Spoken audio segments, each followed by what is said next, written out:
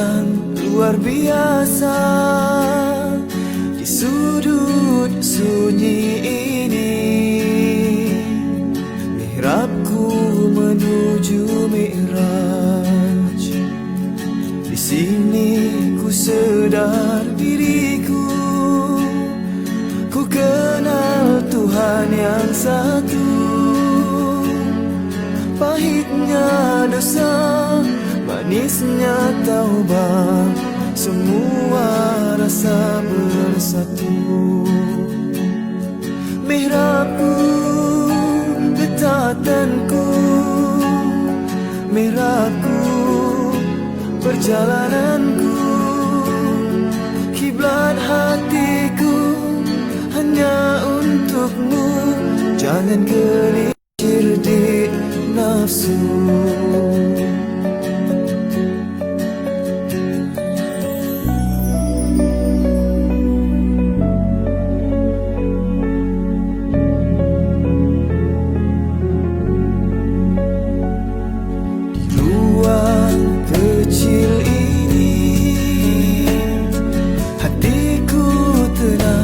Luar biasa di sudut sunyi ini. Mihrabku menuju Mi'raj. Di sini ku sedar diriku, ku kenal Tuhan yang satu. Pahitnya dosa, manisnya taubat, semua rasa bersatu.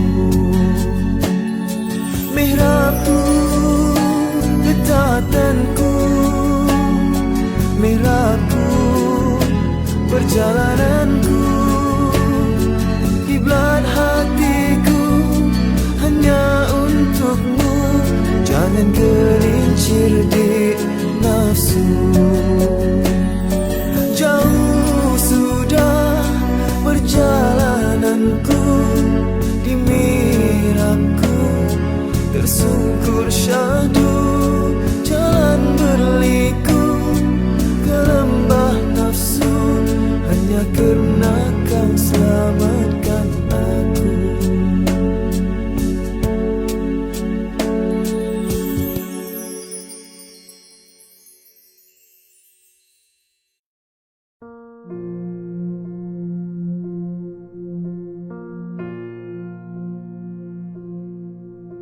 Ku seru namamu, Allah yang agung. Ku seru namamu, Allah yang Esa. Ku seru namamu dengan sepenuh jiwa.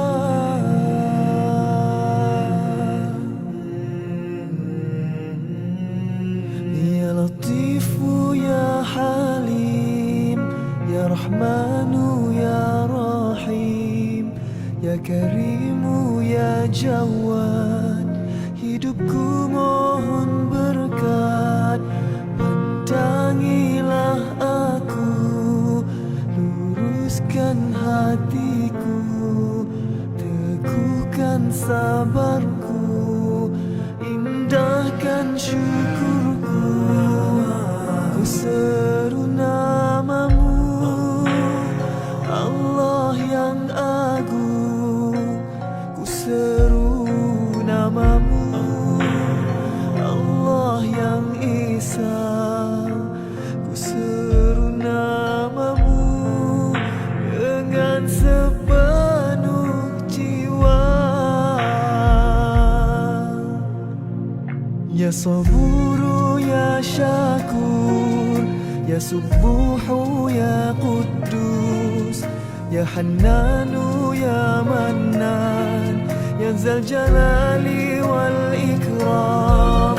Engkaulah maksudku, engkaulah tujuanku, redamu harapanku, bernaung di Firdausmu. Engkaulah maksudku, engkaulah tujuanku,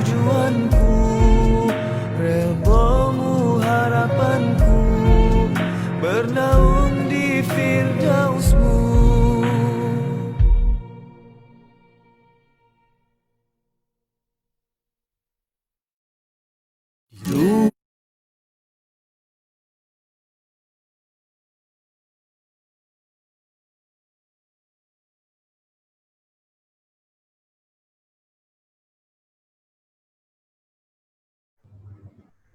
Assalamualaikum warahmatullahi wabarakatuh. Bismillahirrahmanirrahim. Innal hamdalillah nahmaduhu wa nasta'inuhu wa nastaghfiruh wa na'udzu billahi min syururi anfusina wa min sayyiati a'malina. May yahdihillahu fala mudhillalah wa may yudlilhu fala hadiyalah. Asyhadu an la ilaha illallah wa asyhadu anna Muhammadan 'abduhu wa rasuluh. Allahumma salli ala Sayyidina Muhammad wa ala ali Sayyidina Muhammad kama sallaita ala Ibrahim wa ala ali Ibrahim wa barik ala Muhammad wa ala ali Muhammad kama barakta ala Ibrahim wa ala ali Ibrahim fil alamin innaka Hamidum Majid. Amma ba'd. Apa khabar semua sahabat-sahabat, tuan-puan, adik kakak, anak-anak yang ustazah kasihi sekalian? Alhamdulillah, setinggi-tinggi syukur kita rafakkan ke hadrat Allah Azza wa Jalla. Ya, ucapkanlah banyak-banyak Alhamdulillah, Alhamdulillah. Ya Rab, lakal hamdu kama yanbaghi li jalali wajhika wa li azimi sultanik. Ucapkanlah syukur kepada Allah. Banyakkanlah memuji dan bertasbih kepada Allah. Ya, mudah-mudahan setiap saat itu akan kita nikmati dengan penuh keindahan. Mudah-mudahan setiap saat dan detik dalam hidup kita penuh dengan barakah, penuh dengan makna, Masya Allah. Bila sebut penuh dengan barakah, ya, bertambah iman, bertambah syukur, bertambah kesegaran, bertambah kesihatan, ya, bertambah amal soleh kita, insya-Allah. Ya, bila kita sebut tentang barakah. Sahabat-sahabat yang dikasihi sekalian, ya, ustazah ambil contoh, ustazah menemankan kekanda ustazah yang sedang sakit, ya, tuan-puan sekalian, di hospital. Okey, maknanya bila kakak kita sakit, kan, tuan-puan sekalian, kita nak bantu dari sudut menguruskan emosi, ya, dan sebagainya. Satu malam tu ustazah ambil masa, orang lain semua keluar, ustazah berdua je dengan kakak dekat ward tu, ya, berdua saja. Memang kita dah plan macam tu dah, sebab ustazah nak masa nak bercakap sebab nak minta supaya kakak yang sakit ni luahkan. Ya, rasanya dekat nak 3 bulan lebih dia sakit.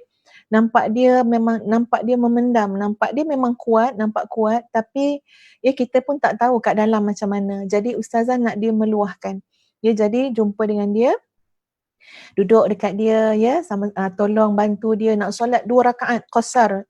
Isyak tu pun sangat sukar sebab terlalu banyak, ya, dengan ubat-ubatan yang jadi bila angkat takbir je, start baca Fatihah je hilang. Maknanya terus tidur dalam keadaan duduk. Jadi nak dibantu. Ya, jadi bantu tuan-puan sekalian, takbir sama-sama, cakap dengan dia, okey Kak Long, sekarang kita nak baca Al-Fatihah, baca Fatihah kuat-kuat kat telinga dia, nampak dia macam nak terlalai ataupun nak tertidur, goncang-goncang sikit badan dia. Alhamdulillah, dia rasa seronok, dia rasa puas hati dapat buat 2 rakaat. Dia solat qasar isyak ketika itu, sebab dia rasa okey, dia dapat ingat Allah betul-betul daripada takbiratul ihram sampailah bagi salam. Bila Ustaz bercakap dengan dia, tuan-puan, dia kata macam ni, dia kata, Dek, Alung tak ada rasa apa-apa. Alung tak ada rasa apa-apa. Ya, rasanya segala-galanya tawa je.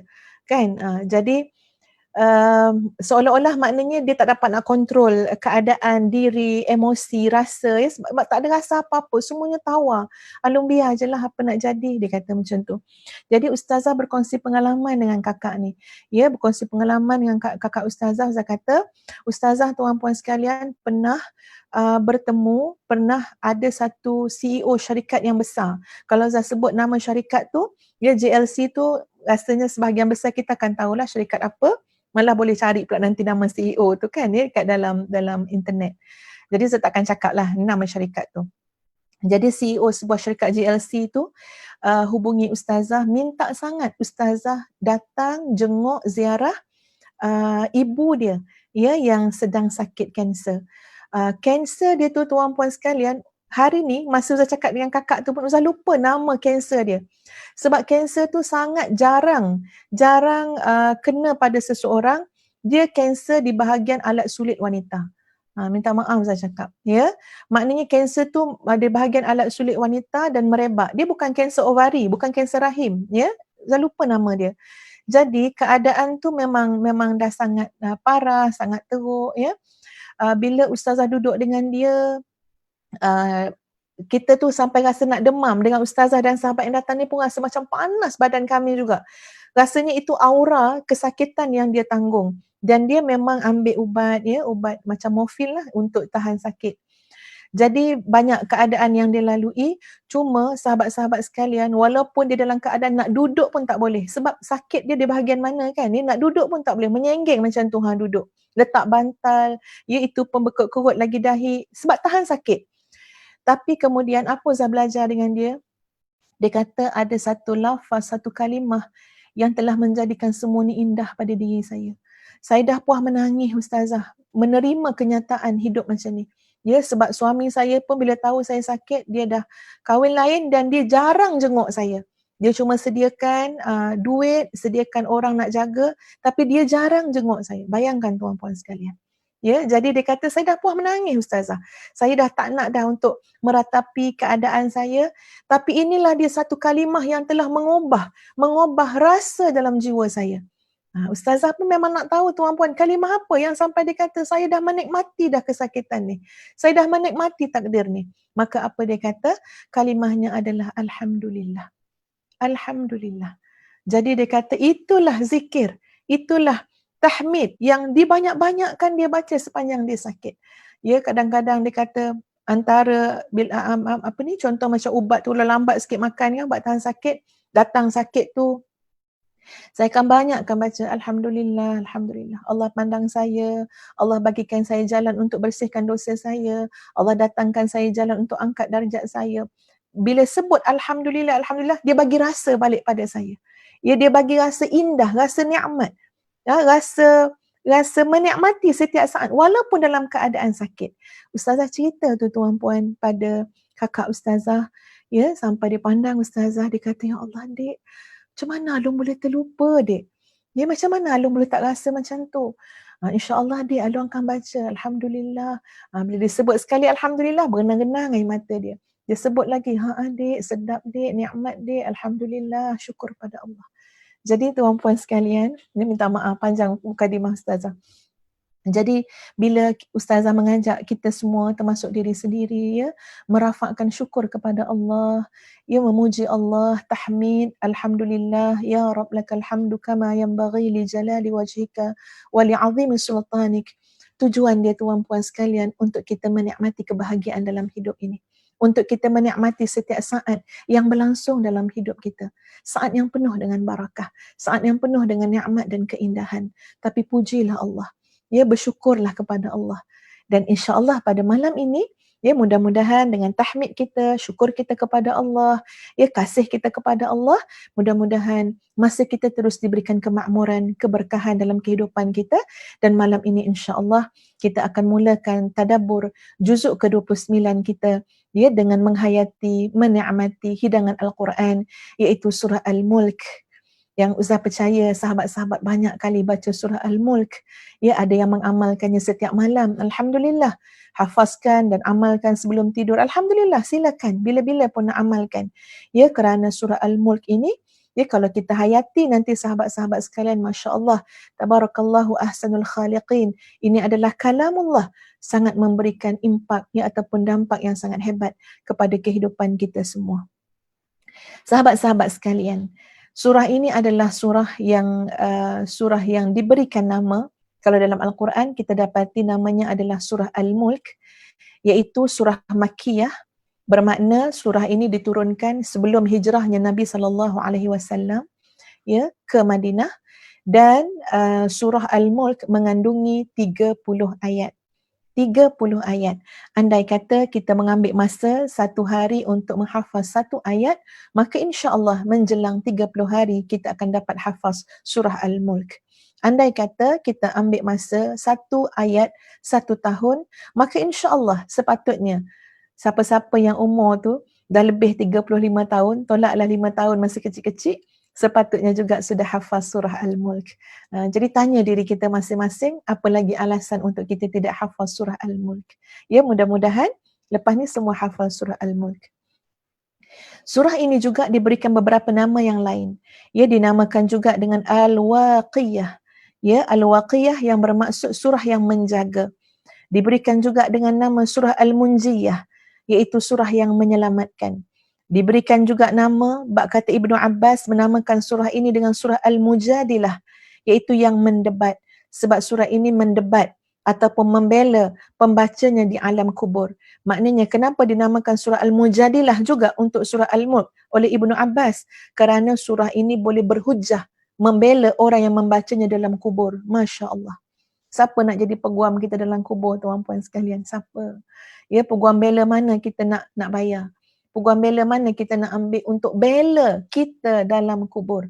Satu demi satu pertanyaan dilontarkan kepada kita. Ya, ditanya tentang harta, daripada mana ambil, ke mana guna. Ya, ditanya tentang umur, apa yang telah kita lakukan dalam umur kita. Ditanya macam mana masa muda, masa tua. Siapa nak bela? Nak bela kita di alam kubur. Masya Allah, rupa-rupanya orang yang mengamalkan, menghayati surah Al-Mulk. Surah ini juga dinamakan sebagai surah Al-Mujadilah, yang bermakna surah yang akan menjadi peguam bela, yang akan berdebat ketika mana seseorang di alam kubur. Dinamakan dengan nama tadi yang saya sebut, surah Al-Munjiyah juga, ya, kerana surah ini ya menyelamatkan daripada seksa kubur, memberi syafaat kepada pembacanya, sebagaimana yang telah dijelaskan juga oleh Ibnu Abbas seperti yang telah Uzah sebutkan tadi. Ya, jadi Masya Allah, surah Al-Mulk ni memang ada signifikannya, sahabat-sahabat sekalian, dengan surah yang mengenang nasib kita di alam kubur. Ya, ini bukan semata-mata kita baca, tapi yang lebih besar daripada itu, penghayatan terhadap surah Al-Mulk itu, iaitu yang sebenarnya menjadi hujah kepada kita, yang akan menjaga dan menyelamatkan kita di alam yang kita tidak ada peguam bela. Ya, di alam yang kita menghadapinya secara berseorangan, secara individu. Kita mengharapkan syafaat Al-Quran. Ya, kita mengharapkan pertolongan. Ya, Allah janjikan pertolongan itu boleh datang daripada syafaat Al-Quran. Maka di antaranya adalah dengan ya mengamalkan, menghayati isi kandungan 30 ayat surah Al-Mulk. Sahabat-sahabat yang dikasihi sekalian. Surah ini, okey, baiklah, kita terus baca ya. Ustazah akan bacakan daripada ayat 1 hingga 5. Jadi kita akan sama-sama tengok bacaan kita, ya, sama-sama kita perbaiki bacaan. Cuma sebelum itu Ustazah akan bacakan sedikit beberapa hadis Nabi SAW yang menyatakan tentang keutamaan surah ini. Di antaranya adalah hadis yang diriwayatkan oleh Imam Ahmad dan imam-imam pengarang kitab Sunan 4, At-Tirmizi mengatakan ini adalah hadis hasan. Ya, an Abi Hurairah an Rasulillah sallallahu alaihi wasallam qala inna suratan fil Quran 30 ayah syafa'an li sahibiha ghufira lah tabarakalladzi biyadihil mulk. Diriwayatkan daripada Abu Hurairah daripada Nabi sallallahu alaihi wasallam bersabda, sesungguhnya ada satu surah dalam Al-Quran, 30 ayat isi kandungan surah itu yang boleh memberi syafaat kepada pemiliknya. Sahibuha. Siapa sahibuha? Pemiliknya adalah orang yang selalu bacanya. Pemiliknya adalah orang yang beramal dengan isi kandungannya.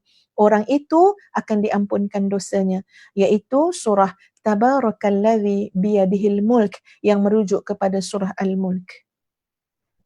Selain itu juga, ada hadis diriwayatkan daripada Tabrani dan Tirmizi, ما أخرجه الطبراني والحافظ الضياء المقدسي عن أنس بن مالك قال قال رسول الله صلى الله عليه وسلم سورة في القرآن خاصما عن صاحبها حتى أدخلته الجنة.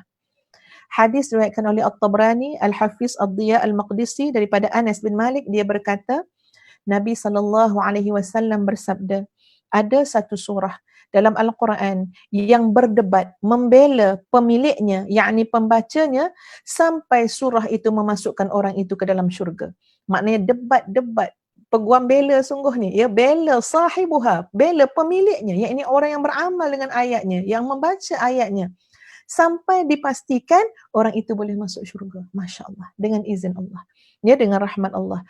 Surah itu adalah Tabarakalladzi biyadihil mulk, iaitu surah Al-Mulk. Hadis yang diriwayatkan oleh At-Tirmizi daripada Ibnu Abbas mengenai penamaan surah Al-Mulk dengan nama Al-Waqiyah, Bil-Waqiyah wal-Munjiyah adalah hadis di mana Nabi SAW menyebut hiya al-mani'ah, hiya al-munjiyah, tunjihi min azabil qabr. Nabi bersabda maksudnya surah itu menjaga, surah itu menyelamatkan, iaitu menyelamatkan pembacanya daripada siksa kubur. Jadi itu gambaran ya sahabat-sahabat sekalian hadis-hadis Nabi tentang keutamaan surah Al-Mulk. InsyaAllah mari kita baca sama-sama ayat 1 hingga ayat 5. Ya insyaAllah nanti kita hafazkan. Nanti kita baca pula ayat ni masa kita solat sunat tuan-puan sekalian. Duha ataupun solat sunat tahajud insyaAllah bagi rasa ya sampai mendarah daging dalam jiwa kita insyaAllah.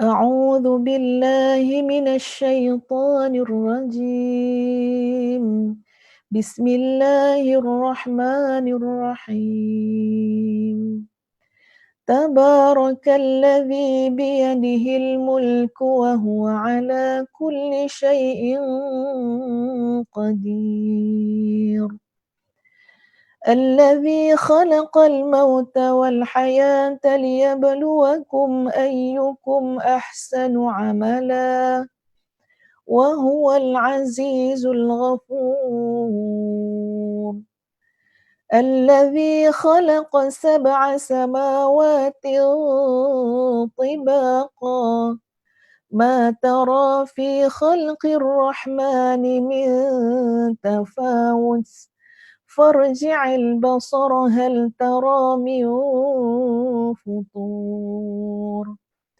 ثم ارجع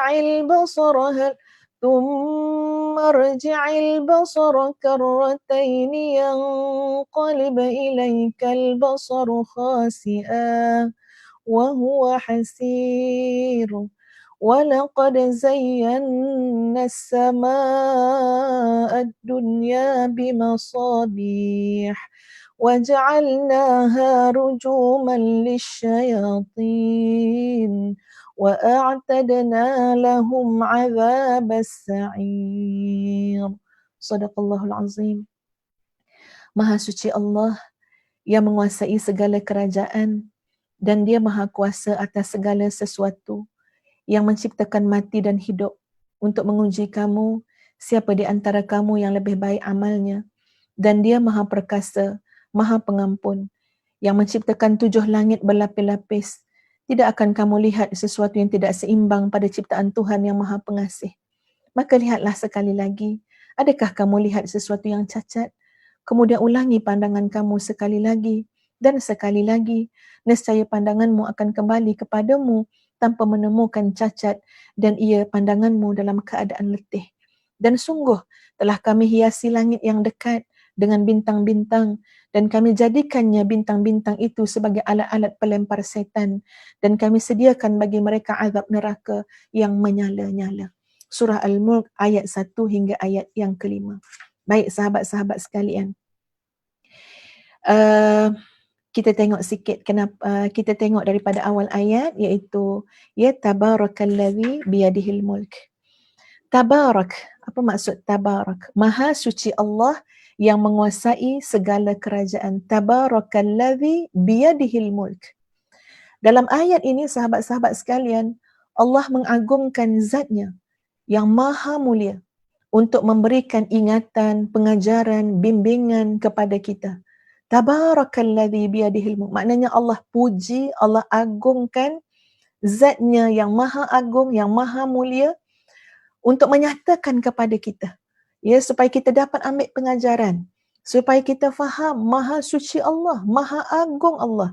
Biyadihil mulk, yang pada keagungannya, pada kekuasaannya seluruh kerajaan di langit, di bumi seluruhnya adalah dalam keagungan dan kekuasaan Allah. Dia memberitahukan bahawasanya dialah yang mengelola semua makhluk sesuai dengan kehendaknya. Dialah yang sempurna kekuasaannya atas segala sesuatu. Tidak ada kuasa yang boleh melemahkannya. Dialah yang mengatur kerajaannya sesuai kehendaknya. Seperti mana meninggikan makhluk maupun merendahkan, menjatuhkan, memberi nikmat, membalas, menahan.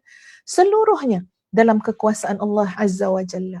Bila kita sebut tentang Al-Mulk tadi sahabat-sahabat sekalian, Ya, Ustazah nak bawakan kaitannya sedikit ya dengan Asmaul Husna, iaitu Al-Malikul Malik, yang maha menguasai. Tabarakalladzi biyadihil mulk, Allah yang ada kerajaan. Dalam surah Al-Fatihah kita baca apa? Maliki yaumiddin. Allah yang menjadi raja seagung-agung yang menguasai seluruhnya pada hari kemudian, pada hari akhirat, ya dekat padang mahsyar nanti seluruhnya.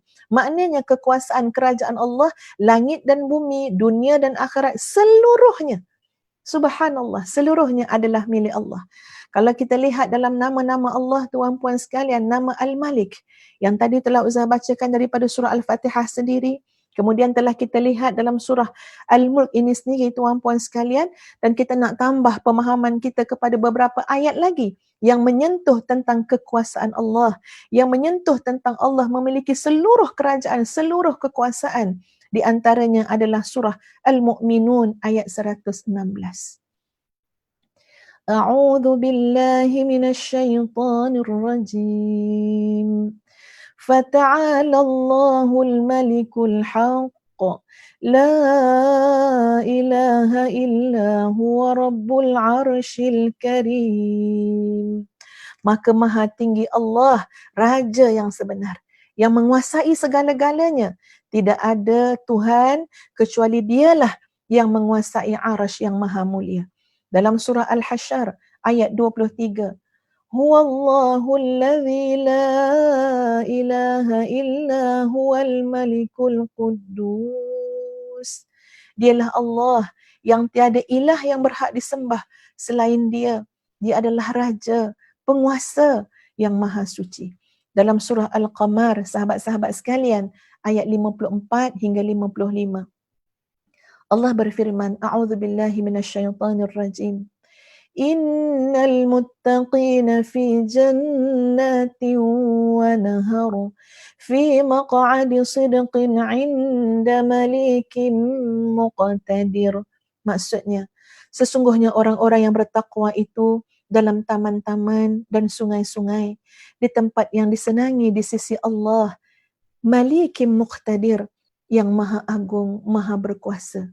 Jadi sahabat-sahabat sekalian, itu di antara ayat-ayat lain yang Ustazah dah bawa datang pada malam ini untuk kita melihat, untuk kita bertambah yakin, tambah memahami. Allahu Akbar, hebatnya Allah.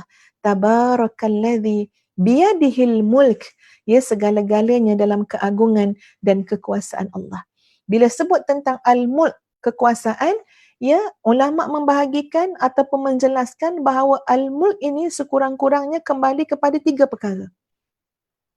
Yang pertama adalah Allah telah tetapkan sifat kekuasaan, keagungan baginya, yang merupakan sifatnya yang maha agung, yang maha mulia, yang terdiri daripada seluruh kesempurnaan, kekuatan, kemuliaan, kemampuan, keilmuan, pengawasan, hikmah yang maha luas, kehendak, pengaturan, kasih sayang, hukum yang merata pada alam semesta, di dunia dan di akhirat, bahkan pada segala-galanya ada pada Tuhan, ada pada Allah Al-Malikul Mulk.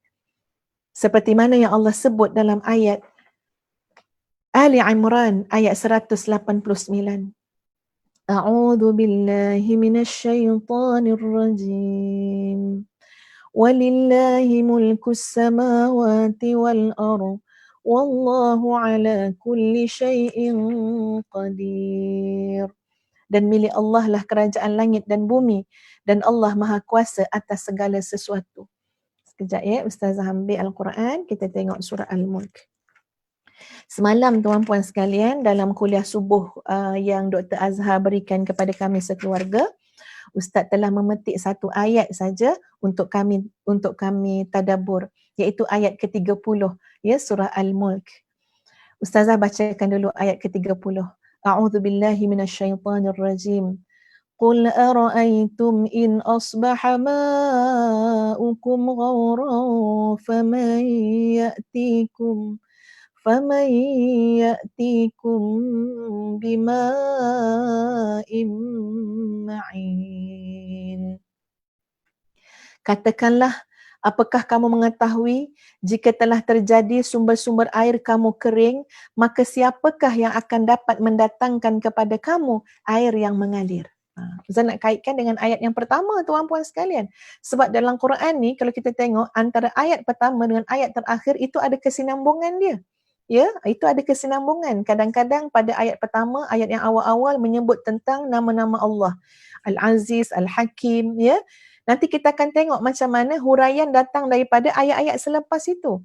Nanti pada ayat yang akhir seolah-olah macam satu kesimpulan, ya, satu yang maknanya menjelaskan lagi kepada kepada makna ayat yang awal tadi. Boleh jadi begitu juga ia berlaku dalam pemahaman ataupun tafsir, ya, pemahaman kita terhadap tafsir Al-Quran, termasuk dalam surah Al-Mulk tadi.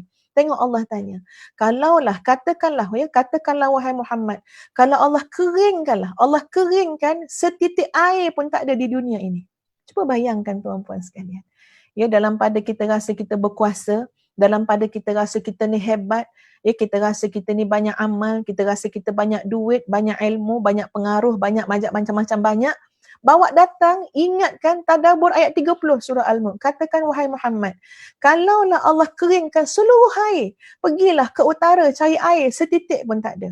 Bermula dengan kita masuk dalam tandas rumah kita, bangun pagi, buka paip air, setitik air tak keluar. Tanya anak-anak bila air lain ada air tak? Tak ada air. Pergi sana, pergi sini, tiba-tiba isytihar Malaysia, satu titik air pun tak ada. Ya, cuba tanya pula negara jiran, kok boleh beli air daripada negara jiran? Kami pun tak ada air. Di perigi kering, di sungai kering, di laut kering, tanyakan. Allah katakan kepada Nabi SAW, Qul, katakan, tanyakan kepada mereka. Kalau Allah keringkan air ni, tanya siapa yang boleh bawa datang setitik air? Apatah lagi air yang mengalir. Siapa yang boleh bawa datang air? Siapa yang boleh turunkan hujan? Ya, kok laut ke sungai ke apa semua datang daripada sumber air yang Allah turunkan. Mana kalau Allah tak turunkan hujan? Siapa yang boleh bawa datang?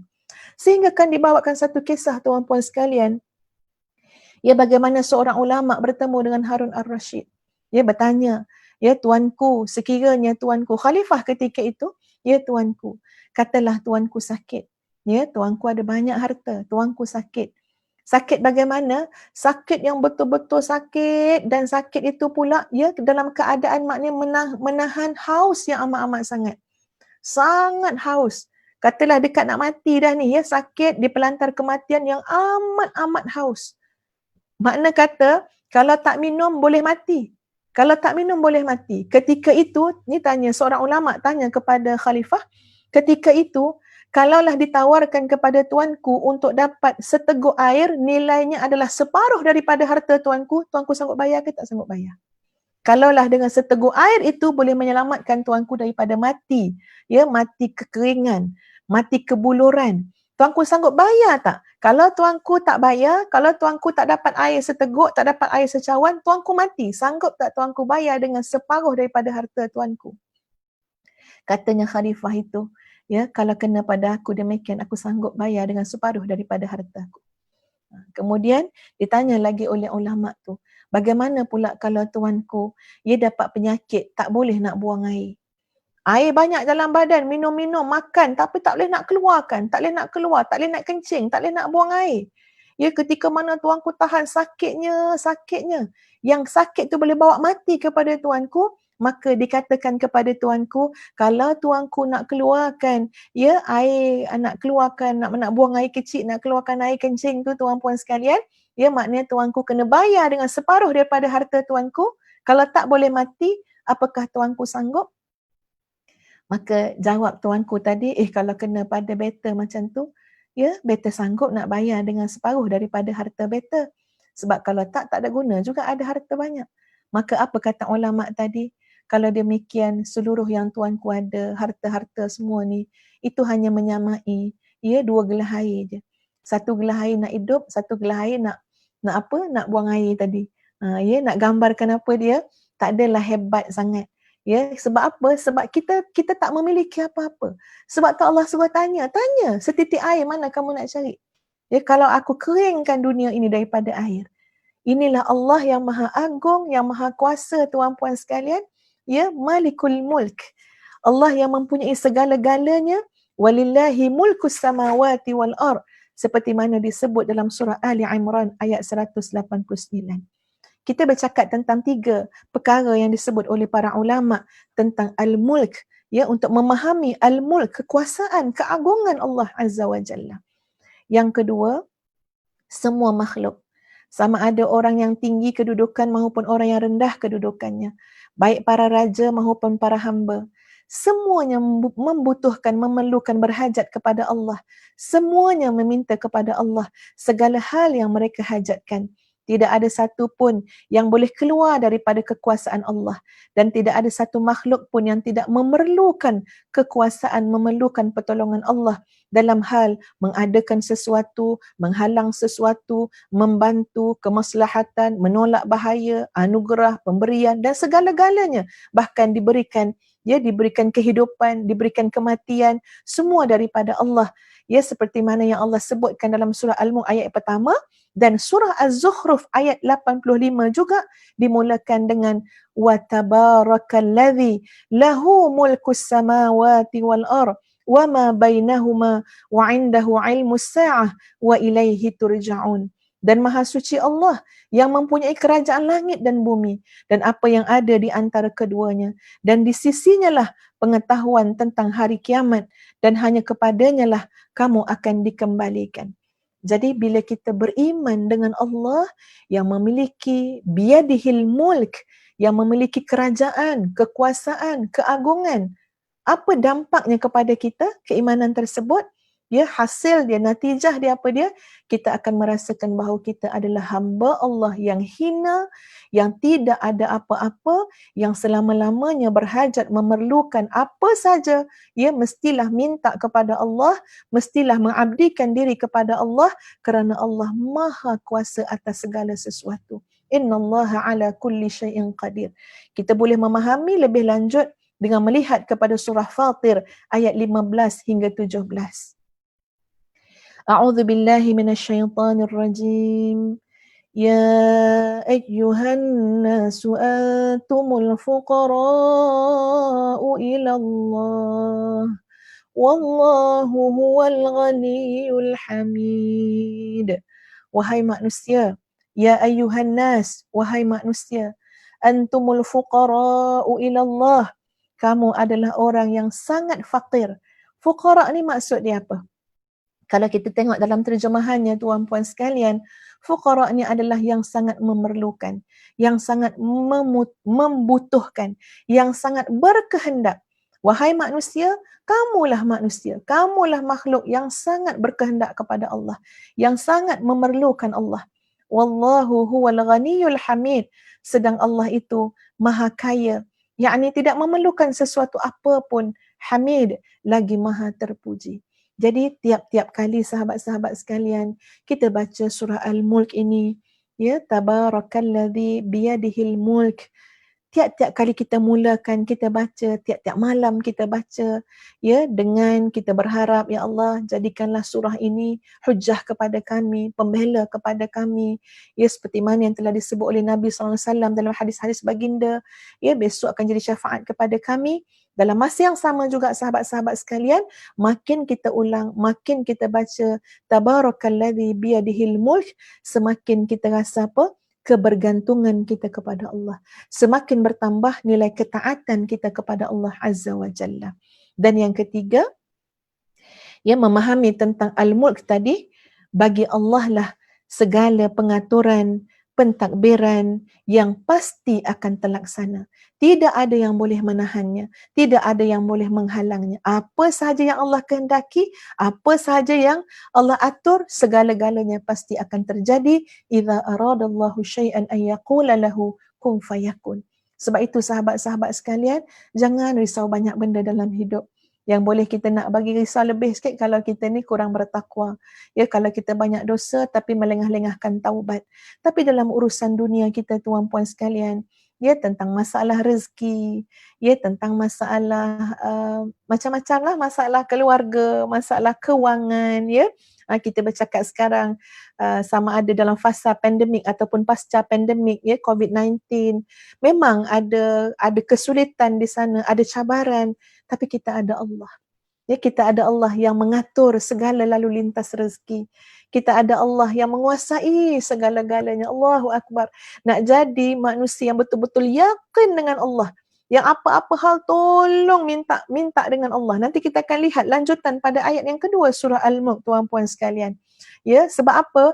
Sebab kalau kita benar-benar beriman dengan ayat yang pertama, kita yakin pada Allah, biyadihil mulk, nanti kita akan dapat, ya, kita akan cuba selaraskan dengan ayat yang kedua, pemahaman kita bagaimana dampaknya terhadap kehidupan yang penuh berkualiti semasa hidup dan sebagai persediaan kita semasa mati. Ya, Ustazah ulang balik yang ketiga tadi. Baginya pengaturan yang pasti terlaksana. Dia mentakdirkan bagi makhluknya apa yang dia kehendaki dan menghukumi dengan apa yang dia inginkan. Tidak ada yang dapat menolak takdirnya. Tidak ada yang mampu mengalahkan hukumnya. Baginya lah hukum yang berlaku pada makhluk, baik secara syar'i ataupun kauni, iaitu hukum alam dan sebagainya, dan sebagai pembalas dan apa-apa jua pembalasan.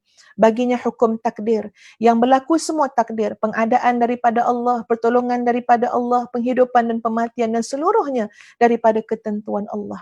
Sahabat sekalian, Ustazah mencelah sikit. Minta maaf kalau Ustazah kongsikan beberapa perkara yang memang itu berlaku sekitar hidup Ustazah sekarang, ya, sekarang. Ustazah mendampingi orang sakit sekarang, ya. Seorang memang sakit, maknanya salah seorang kakak satu sakit dekat ward lah, ya, sakit yang memang nampak lah tenat tu. Ayah Ustazah pula kanser juga, dua, kalau ikutkan diagnose tu dua kanser prostat dengan kanser hati. Kedua-duanya stage 4. Tapi Masya Allah, Abah macam biasa je, ya, macam biasa. Maknanya boleh bawa kereta lagi, boleh macam biasa, macam orang tak sakit, ya. Tapi tetap dapatkan rawatan, Alhamdulillah. Okey, bila kami kata, Abah macam mana ni nak bagi semangat pada kakak ni kan, ya. Okey, Abah pun datang. Abah datang. Ustazah dengar apa ayah Ustazah cakap pada kakak Ustazah. Ya, Abah kata apa? Ini Ustazah nak hurai sikit tentang ni, ya. Bagi Allah segala-galanya. Bagi Allah seluruh penghidupan, menghidupkan, dan bagi Allah mematikan dan semuanya. Apa ayah Ustazah kata? Ayah Ustazah kata, okey, semua ini, soal hidup dan mati ni, semuanya balik pada Allah. Kita ni sebenarnya urusan besar kita apa dia? Inna lillah wa inna ilaihi raji'un. Itu urusan besar kita. Ya, sebab itu kita apa-apa hal je, inna lillah wa inna ilaihi raji'un, itu urusan besar kita. Kita nak memahami maksud kita berada di sini dan kita dalam proses untuk balik kepada Allah. Itu yang ayah Ustaz cakap pada kakak Ustaz. Kakak Ustaz dengar je. Itu urusan semua orang. Urusan semua orang. Urusan apa? Untuk dia memahami kenapa dia mesti ada di sini. Kenapa dia mesti berada di atas muka bumi ini. Sama ada dia sehat, sama ada dia sakit, sama ada dia kaya, dia miskin, sama ada apa pun, duduk di atas, ada diberikan kekuasaan oleh Allah, ataupun duduk di bawah, dipandang hina oleh semua orang, tetap urusan yang paling besar adalah untuk memahami kenapa aku di sini. Kenapa aku diberikan masa. Kenapa aku diberikan usia. Kenapa? Jadi ini urusan yang paling besar untuk memahami kenapa kita di sini. Jawabnya kenapa? Untuk kita menjadi hamba Allah yang mengabdikan diri kepada Allah. Dan sekarang anak Abah diuji dengan sakit. Anak yang lain sedang sehat. Anak yang sakit ataupun anak yang sehat, kedua-duanya berada pada tempat, kondisi, suasana yang sama, iaitu kedua-duanya sedang diuji oleh Allah untuk melihat dia memahami ataupun tidak kenapa dia duduk di sini, lahir di atas dunia ini, sama ada dia menikmati sehat ataupun dia menikmati sakit. Jadi kalau kita sedar kenapa kita di sini sebagai hamba Allah, Allah beri kita nikmat, kita bersyukur, Allah beri kita musibah, kita sabar. Ya, kita memuji Allah ketika susah dan senang, sebab kita dalam proses nak kembali kepada Allah. Bahkan boleh jadi orang yang sakit, ya, tiba-tiba dipanjangkan usia lebih lama daripada orang yang sehat. Orang sehat pula berlaku kematian secara tiba-tiba. Sebab semua itu hak Allah. Semua itu urusan Allah. Jadi fahami maksud kenapa kita berada di sini. Ya, kenapa Allah rehatkan kita daripada dunia dan kita berada sekarang ni di atas katil, sakit. Yang penting Allah nak suruh puji Allah. Allah nak suruh ingat kepada Allah. Ya, jadi tak ada apa yang kita, sebab kadang-kadang orang sakit ni dia ada rasa macam Bestnya kalau jadi macam orang lain. Bestnya kalau jadi macam orang sehat. Bestnya boleh jadi macam orang sehat ke sana kemari memberikan kebajikan kepada manusia. Best jadi macam adik ni sehat, boleh ceramah-ceramah sana sini. Dah lupakan kata ayah ustazah. Sebab apa? Sebab di sini kita sama saja. Kenapa? Nak memahami kenapa kita berada di sini. Sebab kita tetap diuji oleh Allah untuk menjadi hamba Allah yang sebenar. Soal mati ni semua akan rasa. Kullu nafsin dha'iqatul maut. Semua nyawa yang hidup pasti akan dha'iqah, akan merasai kematian. Jangan ditakutkan dengan kematian. Ya, yang paling penting apa dia? Ya Allah, boleh jadi sakit ini merupakan jalan untuk apa? Untuk Allah naikkan darjat. Boleh jadi sakit ini menjadi jalan, ya Allah, Allah rehatkan kita daripada fikir segala kerenah dunia. Sebab kita tak mampu dah nak fikir semua, nak berjalan pun tak mampu. Dah cukup duduk di sini. Untuk apa? Untuk memuji Allah, bertasbih, zikrullah, untuk istighfar, untuk selawat pada Nabi, untuk dapatkan doa-doa mustajab. Sebab doa orang sakit. Ya, mudah-mudahan dengan jalan tu Allah sedang maknanya menyediakan kepada kita track kita nak kembali kepada Allah. Sebab semua orang akan kembali. Track nak kembali kepada Allah dalam keadaan apa? Ya Allah, macam dihamparkan permaidani merah oleh Allah kepada hamba-Nya ini. Macam mana tuan-puan? Ya, masa ustazah dengar yang ustazah cakap macam tu. Ya, Allahu Akbar. Ya, Allah nak hampar permaidani merah untuk kita balik kepada Allah. Macam mana yang kita belajar? Kita belajar macam mana tuan-puan tentang alam roh? Ya, kalau ketika mana roh itu adalah roh yang baik, roh orang soleh tuan-puan sekalian, Masya Allah, lalu lintas langit sana riuh rendah menyambut kedatangan roh yang soleh ini. Riuh rendah. Ya, wanginya, roh siapa ni? Ya, wanginya, siapa yang datang ni? Malaikat yang mengiring yang mengatakan ini adalah Fulanah binti bin Fulan, Fulan bin Fulan. Ya, wanginya, ini orang soleh. Tengok macam mana puji-pujian daripada malaikat. Permaidani merah Allah bentangkan untuk kita kembali, ya, menghadap Allah Azza wa Jalla. Kalau itulah yang Allah sedang sediakan, kita nak puji ataupun kita nak mengeluh, kita nak kritik takdir ataupun kita nak menerima, pasti jawapannya, ya, kita benar-benar memahami inna lillahi wa inna ilaihi raji'un, kita akan memuji Allah. Tasbih, tahmid banyak-banyak. Jadi Masya Allah tuan-puan sekalian, ini adalah hukum Allah, hukum takdir daripada Allah. Allah yang mengadakan, Allah yang memberikan sakit, Allah bagi masalah, Allah bagi pakej kesihatan, Allah bagi pakej pertolongan, solusi dan sebagainya. Semuanya biyadihil mulk, biyadihil mulk.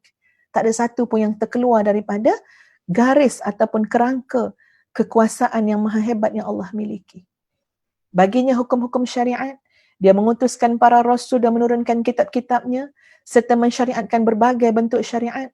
Allah lah menciptakan makhluk untuk melaksanakan hukum yang satu dan memerintahkan mereka untuk berjalan di atas hukum Allah dalam masalah akidah, masalah akhlak, ucapan, perbuatan yang lahir maupun yang batin, dan melarang mereka daripada melampaui hukum itu. Sebab tu bila orang faham tabarakalladzi biyadihil mulk, kita akan patuh kepada Allah. Ya, sebab apa? Sebab di dalam daerah kekuasaan yang begitu, yang maha luas, yang tak dapat kita nak gambarkan kekuasaan tu, disitulah termasuk hukum hakam Allah yang harus kita taati. Ya, kita semua ni manusia yang lemah sangat. Ya, nak kena patuh kepada Allah. Ya, nak kena ikut syariat Allah. Tadi telah saya sebutkan dalam masalah akidah, masalah akhlak, ucapan, perbuatan yang lahir maupun yang batin, semuanya nak taat kepada Allah. Baginya hukum pembalasan, iaitu pembalasan atas semua perbuatan yang baik maupun yang jelek di dunia dan di akhirat. Memberikan pahala kepada yang berbuat taat dan menyiksa yang berbuat maksiat. Semua hukum-hukum Allah ini mengikut kepada keadilan Allah, hikmah, kebijaksanaan Allah, dan semuanya termasuk dalam makna kekuasaan Allah.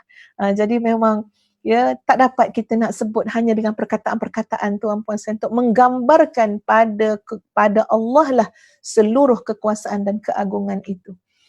Ada disebut oleh Ibn Al-Qayyim rahimahullah, ya, maksudnya adalah sesungguhnya hakikat kekuasaan itu, ya, dengan adanya pemberian, pencegahan, pemuliaan, penghinaan. Maknanya Allah boleh memuliakan, Allah boleh menghinakan siapa yang Allah kehendaki. Memberi pahala dan seksa, memurkai dan meredai, menguasai dan mencabut, memuliakan atau menghina. Seperti mana firman Allah Azza wa Jalla dalam Al-Quran, iaitu pada surah Ali Imran ayat 26 hingga ayat 27. Ya, Ustazah bacakan ayat tersebut. Ustazah percaya tuan-puan sekalian juga selalu mengamalkan ayat ini. A'udzu billahi minasyaitonir rajim.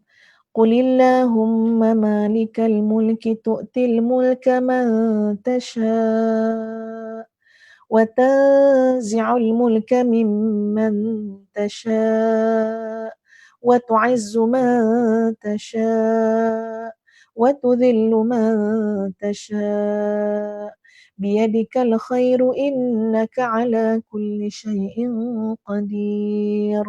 Tulijul laila fin nahari wa tulijun nahara fil lail wa tukhrijul hayya minal mayyiti wa tukhrijul mayyita minal hayy wa tarzuqu man tasha'u bighairi hisab.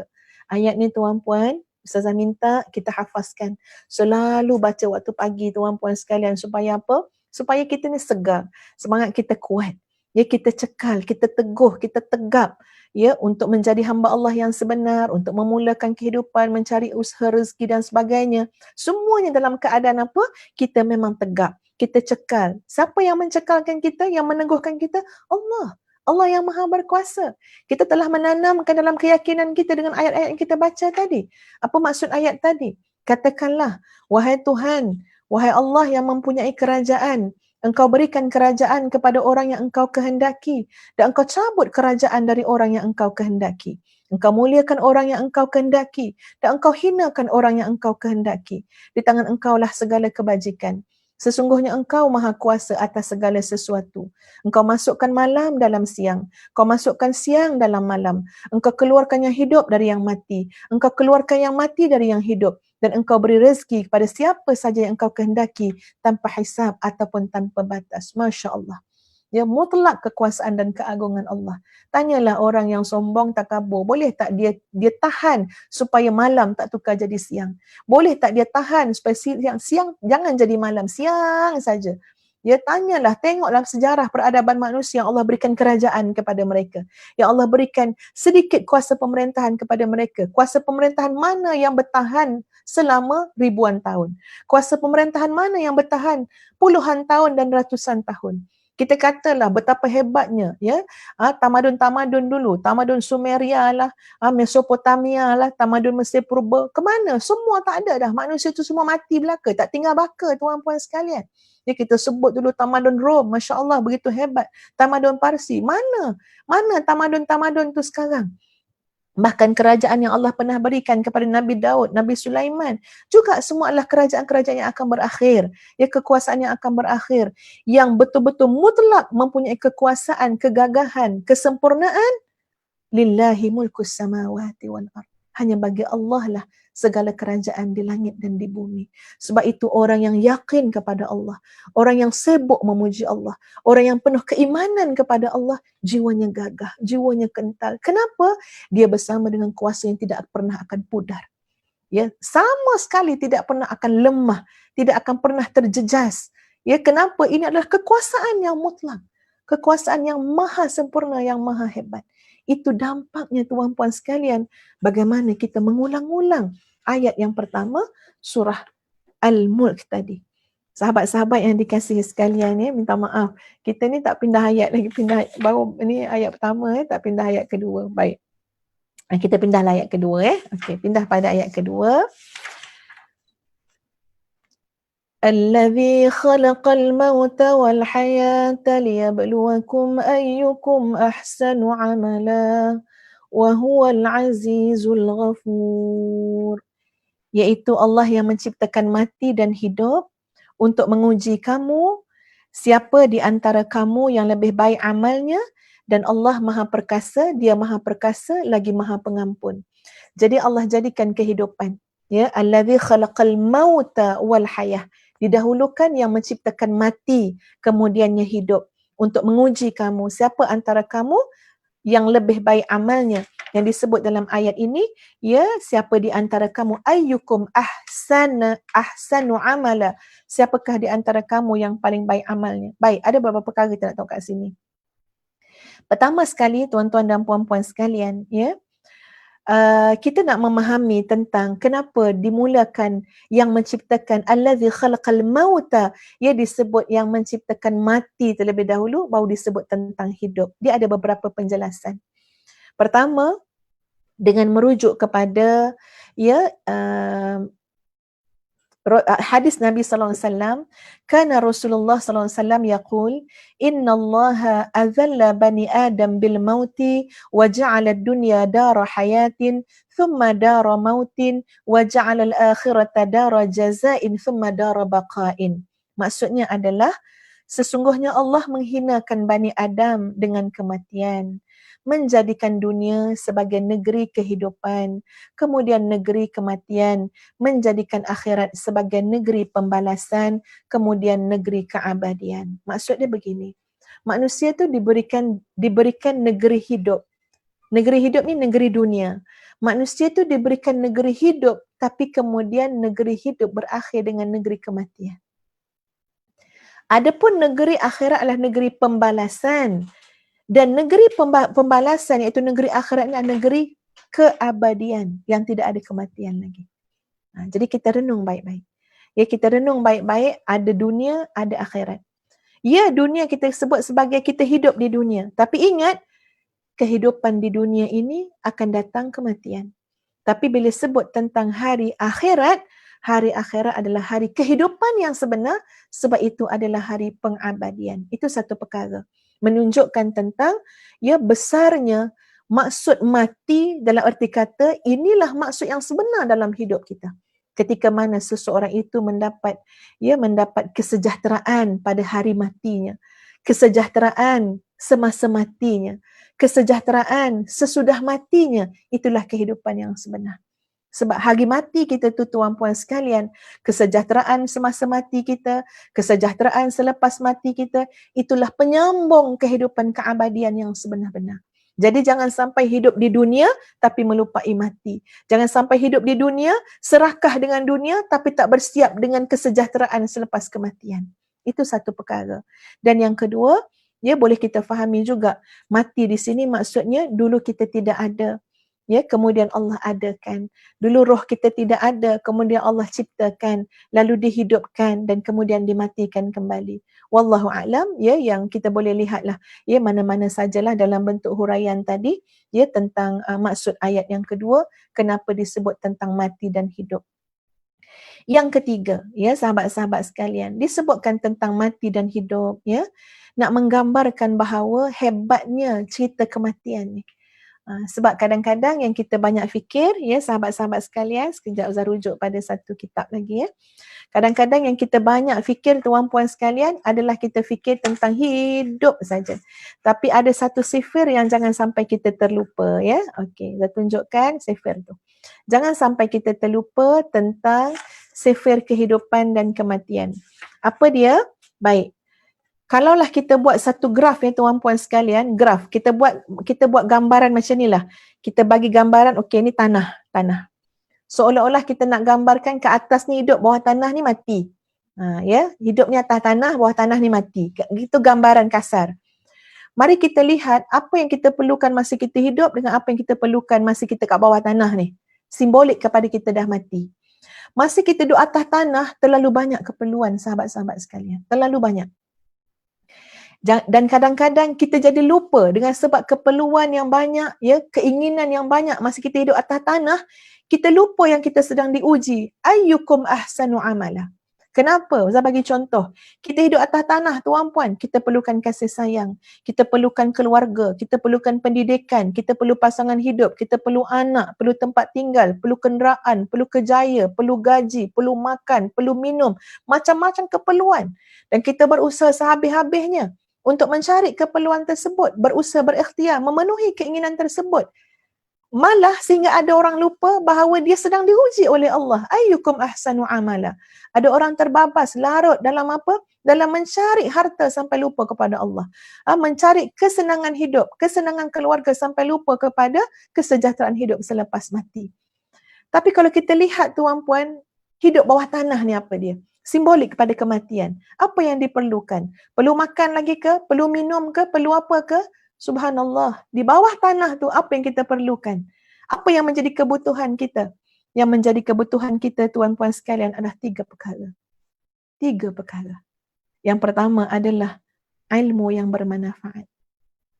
Yang kedua adalah doa anak yang soleh. Dan yang ketiga adalah sedekah yang mengalir pahalanya ataupun sedekatun jariyah. 3 perkara ni. Tak ada dah dalam lepas mati kita nak cik makan macam mana, nak cik minum macam mana. Tak, itu bukan urusan kita dah. Ya? Macam mana cara orang dah mati makan, macam mana cara orang dah mati minum, kita pun tak pernah tahu pun tuan-puan. Itu semua tu tak tahu dah macam mana alam tu. Tapi kebutuhan setelah kita duduk bawah tanah, simbolik pada kematian apa dia tuan-puan? Kita menanti-nanti anak kita ada 5 orang. Mana dia doa anak yang soleh? Tapi apakan daya, kita lupa masa kita hidup di atas tanah. Kita diuji oleh Allah. Ayyukum ahsanu amala. Kamu ada anak, kenapa kamu tak didik kepada Islam? Kamu ada anak, kenapa kamu tak kenalkan mereka kepada Allah? Kamu ada anak, kenapa kamu tak didik mencintai Nabi SAW? Kamu ada anak, kenapa anak kamu tak boleh jadi aset yang penting kepada kamu? Jadi subhanallah, manusia mengetahui tentang mati dan hidup. Allah mencari, Allah nak menilai. Ayyukum ahsanu amala. Sebab kedua-duanya bergandengan. Kita bukan hidup atas dunia saja dan kita bukan mati saja. Kedua-duanya saling lengkap melengkapkan. Maka tengok kebutuhan kita lepas kita mati, tuan-puan. Yang kalau Zah buat gambar rajah, ini atas tanah, ni bawah tanah. Tengok-tengok bawah tanah. Itulah 3 keinginan yang paling utama. Apa dia? Menanti-nanti doa anak yang soleh. Yang kedua, kita mencari, kita menanti mana pulangan terhadap ilmu yang bermanfaat. Ilmu yang kita sampaikan, ilmu yang kita ajarkan, ilmu yang kita kongsikan. Ilmu yang bermanfaat, tuan-puan sekalian, ilmu yang kita sampaikan kerana Allah.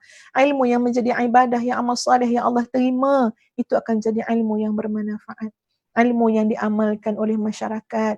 Ya, selama mana mereka mengamalkan akan kembali kepada kita yang mengajar, yang menyebarkan. Dan apa keinginan, kebutuhan kita ketika itu, iaitu pada sedekah jariyah. Ya, sedekah yang mengalir. Masa kita hidup, kita buat tuan-puan, nanti datanglah memenuhi keperluan dan kebutuhan kita lepas kita duduk bawah tanah ini. Jadi Masya Allah tuan-tuan dan puan-puan sekalian, ayyukum ahsanu amala. Siapakah di antara kamu yang sedar bahawa Allah uji hidup dan mati dia untuk mencari siapakah di antara kamu yang paling berkualiti sekali hidup dia. Berkualiti amalan dia.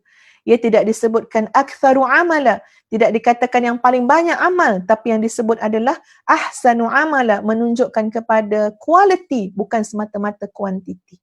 Ini bukan soal banyak tak banyak amal, tapi soalnya apa? Bagus tak bagus amal, baik tak baik amal, cermat tak cermat amal, terbaik tak ihsan yang ada pada amal tersebut.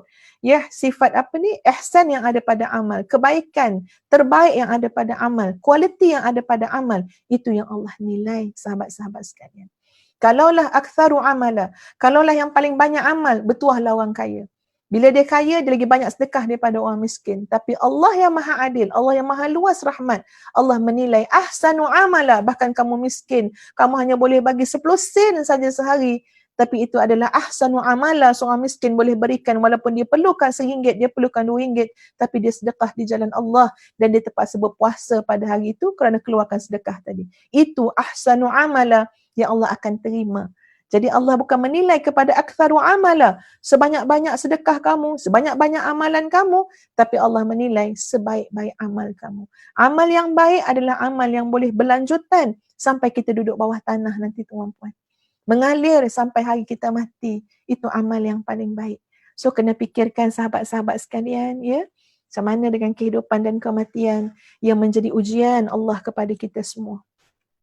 Kalau kita lihat, ya, Allah berikan kepada kita kehidupan ni, sahabat-sahabat sekalian. Ustaz tak dapat nak tunjuk gambar rajah, ya. Nanti insyaAllah lah kalau ada masa yang lain lah, ya. Tak sempat nak sediakan nota untuk hari ni. Ustazah sekarang ni banyak ulang alik ke hospital, ya. Jadi Masya Allah, ya. Masa pun sangat mencemburui jugalah, ya. Ustaz harap tuan-puan boleh bayangkan apa yang Ustaz cakap ni. Okey. Ini adalah kotak keinginan manusia ataupun kita kata kotak keinginan ataupun kotak kehidupan manusia. Manusia tu akan diberikan kekuasaan, jabatan, pangkat, kekayaan, ada status sosial, isteri, anak, ada ilmu, ada keterampilan, ada harta, ada kesihatan, ada umur. Sebenarnya setiap orang ni dapat semua-semua ni. Tapi mungkin pada daerah ataupun lingkungan, beza dia, ada orang dapat lingkungan besar, ada orang dapat lingkungan kecil. Ya. Jadi Allah bagi anak, bagi harta, bagi macam-macam. Tapi Allah uji dengan semua benda tu, semua yang Allah bagi tu, ada satu dilalui, diambil, ya, kemudian digunakan dengan jiwa yang dipenuhi dengan kerakusan, ya, yang meraihkan, maknanya ikut bisikan-bisikan iblis, ya. Ada kekuasaan tapi ikut iblis. Ada jabatan, ada pangkat, ada kekayaan tapi ikut nafsu. Macam tu maksud dia. Tapi ada satu golongan lagi, diberi Allah harta, diberi Allah pangkat, diberi Allah ilmu, diberi Allah keluarga anak, tapi Masya Allah, dia dia menguruskan segala kurniaan Allah itu dengan jalan syariat Allah. Ya, dengan lengkapnya Islam yang Allah turunkan, dengan akidah tauhid, dengan syariat yang Allah turunkan, ya, melalui Nabi SAW, dengan akhlak yang telah diperjelaskan, ini akhlak Islam, ditunjuk carakan oleh Nabi SAW, maka ketika itu kita akan nampak ada dua jalan yang akan terpisah, ya, yang akan maknanya jalan yang akan menyimpang. Satu itu menghala kepada mana? Menghala kepada azab yang pedih, satu lagi menghala kepada rahmat, keredaan Allah.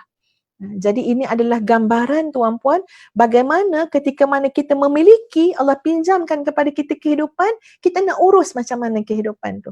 Sebab urusan kita itu akan membawa kita kepada jalan tersebut. Jalan melencongkah atau jalan yang luruskah? Kalau jalan yang lurus, itulah jalan yang telah Allah kurniakan, Allah berikan kepada para anbiya, para syuhada, para salihin, iaitu jalan ketaatan kepada Allah, mentauhidkan Allah, syariat Allah, dan berakhlak dengan apa saja yang diredai dan disukai oleh Allah Azza wa Jalla. Tapi kalau kita menyimpang, ada harta, ada anak, ada kehidupan, tapi kita buat cara kita sendiri. Didik anak pakai cara sendiri. Ya, maknanya tak rujuk langsung pada Quran dan Sunnah.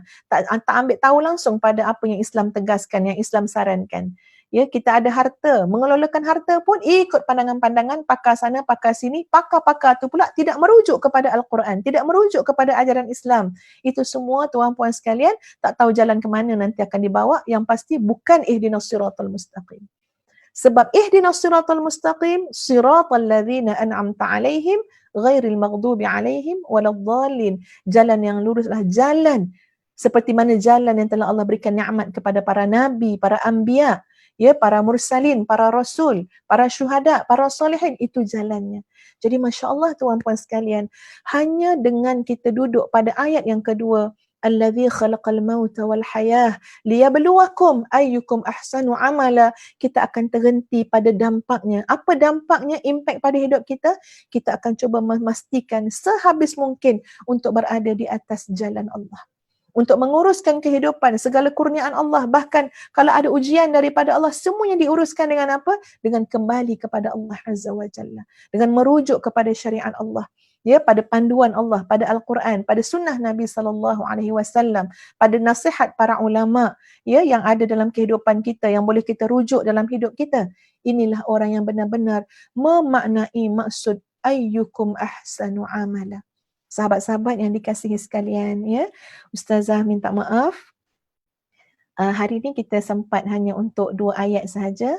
Ya, tak apa, lambat pun tak apa ya sahabat-sahabat sekalian. Ustazah memang yalah, boleh je kita nak buat ya satu surah tu 1 kali pengajian, tapi Ustazah lebih suka, insya-Allah tuan-puan lebih suka kita faham dalam-dalam. Sebab kadang-kadang bila faham dalam-dalam ni, ya Allah, hanya dengan baca 1 ayat, 2 ayat, air mata tu dah boleh mengalir. Hanya dengan baca 1, 2 ayat, iman tu dah boleh bertambah, ya. Sebab apa? Sebab tadabbur, sebab ta'ammul tadi, sebab kita betul-betul ya memahami, cuba menghayati, kemudian reflektkan pada kehidupan kita. Ya, jadi cuba kita ulang balik semula ya tuan-tuan dan puan-puan sekalian. Mari kita ulang semula surah Al-Mulk tadi, kita baca ayat 1 dan ayat 2.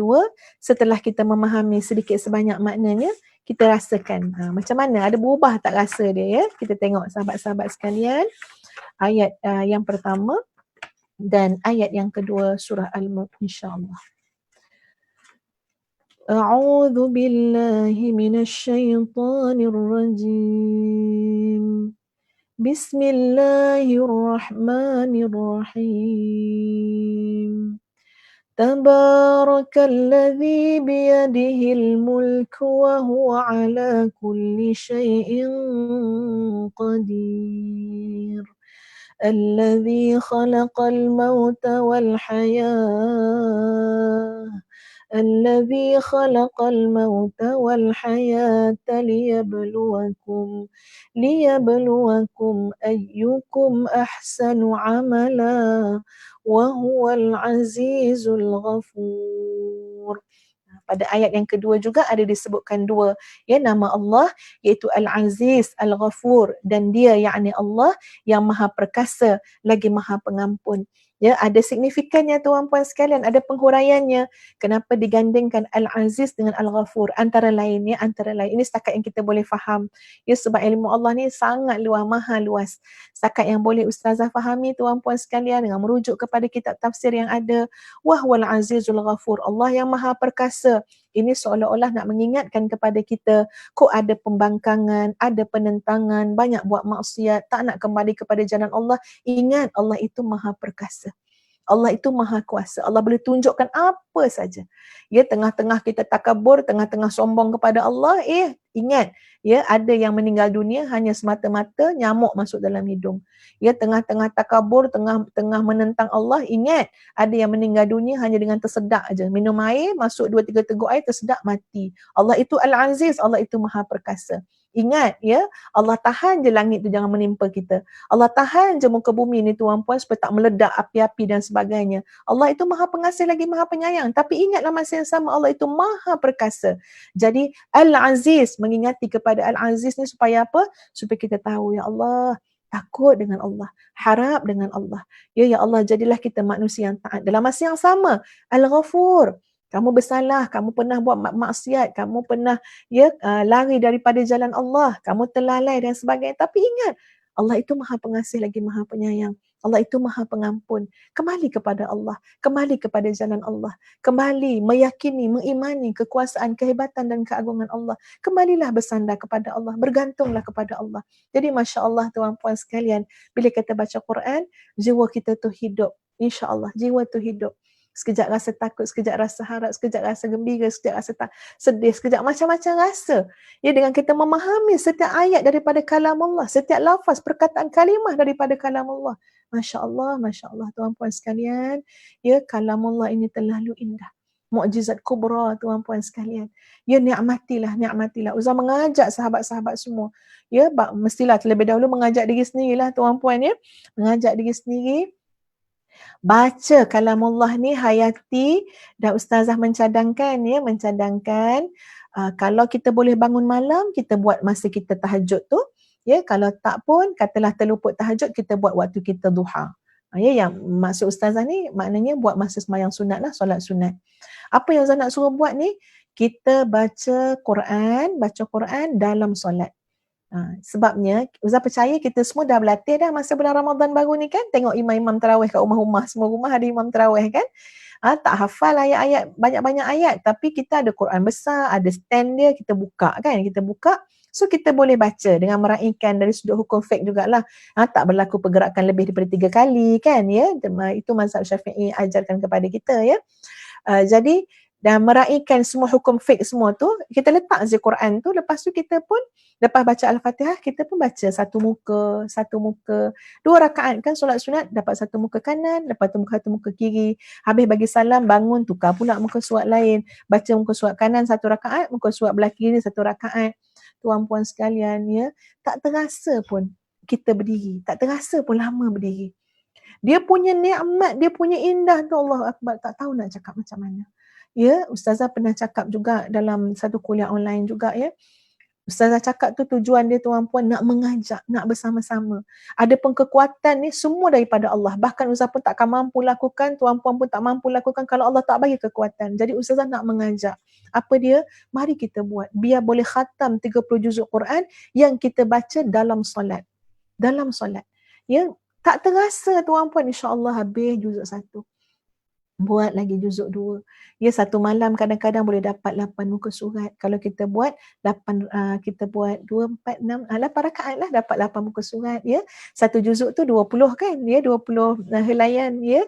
Jadi kita baca, dia tak terasa penat. Dan lagi satu, masuknya ayat Quran tu dalam jiwa kita tu lain macam rasa dia, tuan-puan sekalian. Kita baca dalam solat.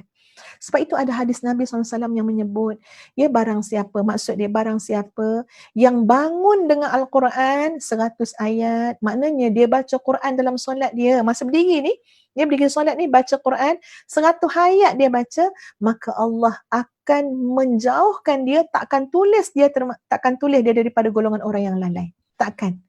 Dia akan Allah jauhkan daripada jadi manusia yang lalai. Allah akan jaga, selamat, lindungi dia takkan termasuk dalam golongan yang lalai. Ya. Dan Allah akan letakkan dia dalam golongan qanitin, iaitu golongan yang taat kepada Allah.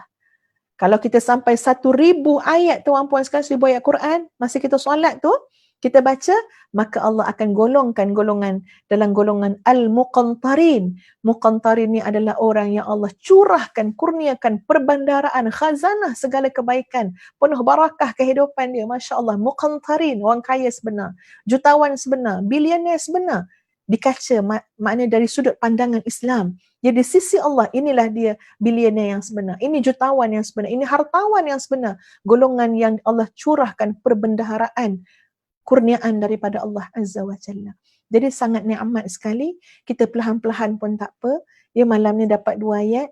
Tapi kalau 2 ayat tu berbekas pada hati, boleh mengubah corak hidup kita, boleh mengubah cara berfikir kita, boleh menambah keimanan kita.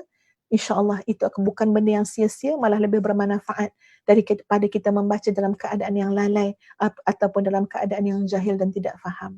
Wallahu a'lam, sahabat-sahabat sekalian, sama-sama kita beristighfar kepada Allah Azza wa Jalla, salah silap kita yang banyak. Ya, mudah-mudahan Allah mengampunkan dosa kita semua, mengikhlaskan hati kita semua untuk sama-sama berada dalam majlis ilmu yang mudah-mudahan Allah berkati dan rahmati.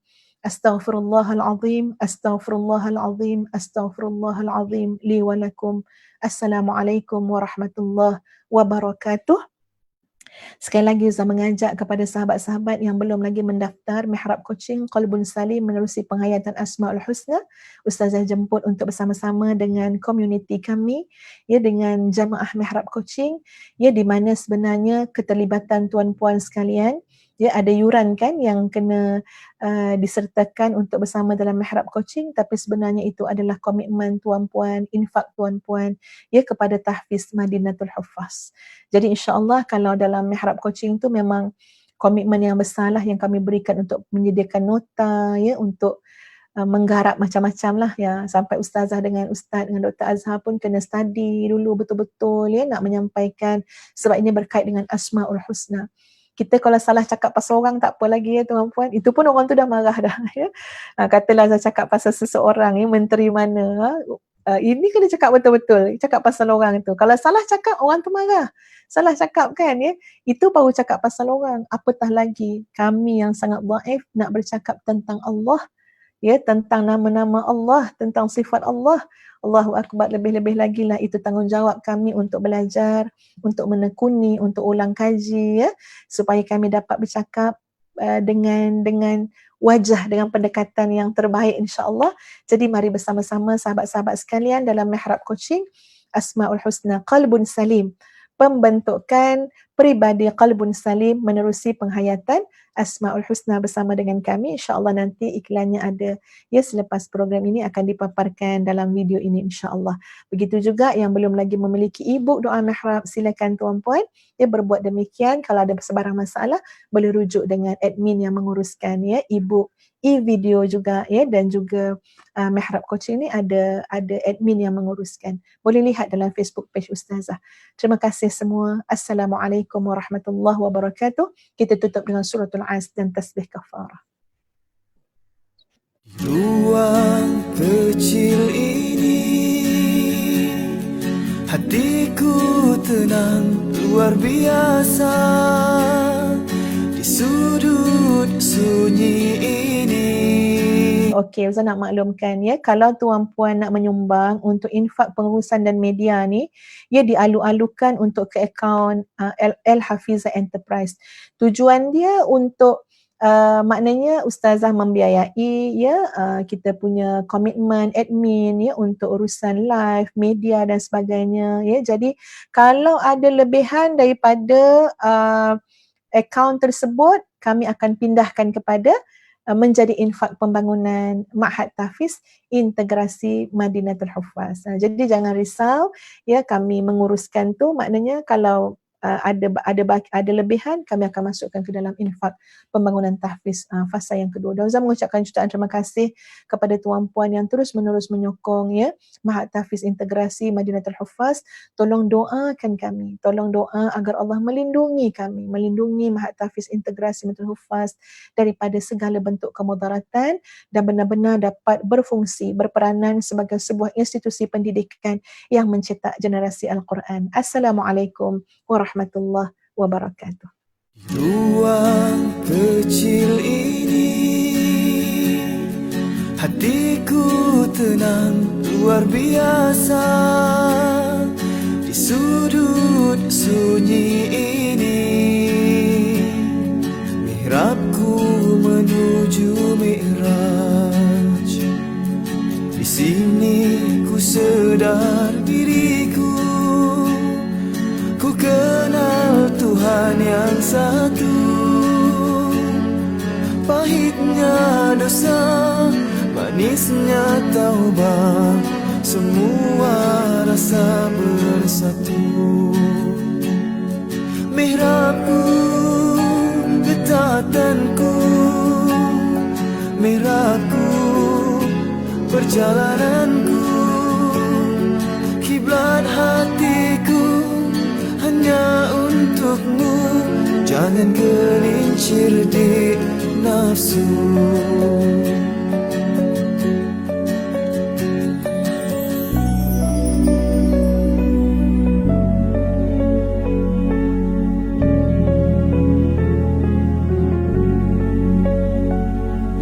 Ruang kecil ini, hatiku tenang luar biasa. Di sudut sunyi ini, mihrabku menuju mi'raj.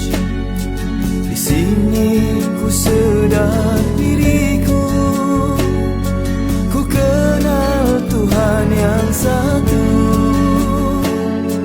Pahitnya dosa, manisnya taubat, semua rasa bersatu.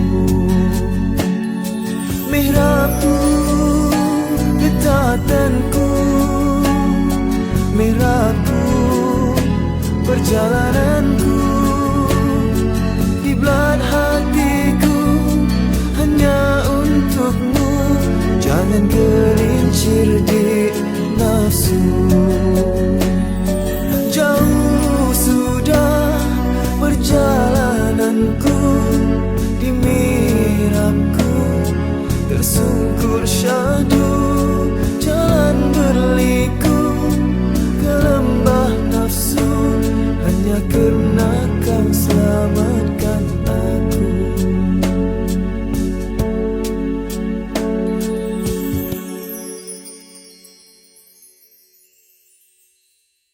Ruang kecil ini, hatiku tenang luar biasa. Di sudut sunyi ini, mihrabku menuju mi'raj. Di sini ku sedar diriku, ku kenal Tuhan yang satu. Pahitnya dosa, manisnya taubat, semua rasa bersatu. Mihrabku, getatanku, mihrabku, perjalananku, kiblat hatiku untukmu, jangan gelincir di nafsu.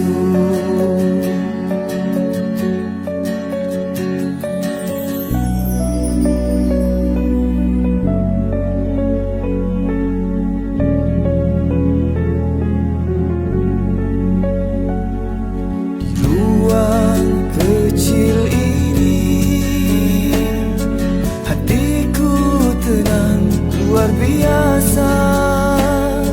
Di sudut sunyi ini mihrabku menuju mi'raj. Di sini ku sedar diriku, ku kenal Tuhan yang satu. Pahitnya dosa, manisnya taubat, semua rasa bersatu. Mihrabku, ketatanku,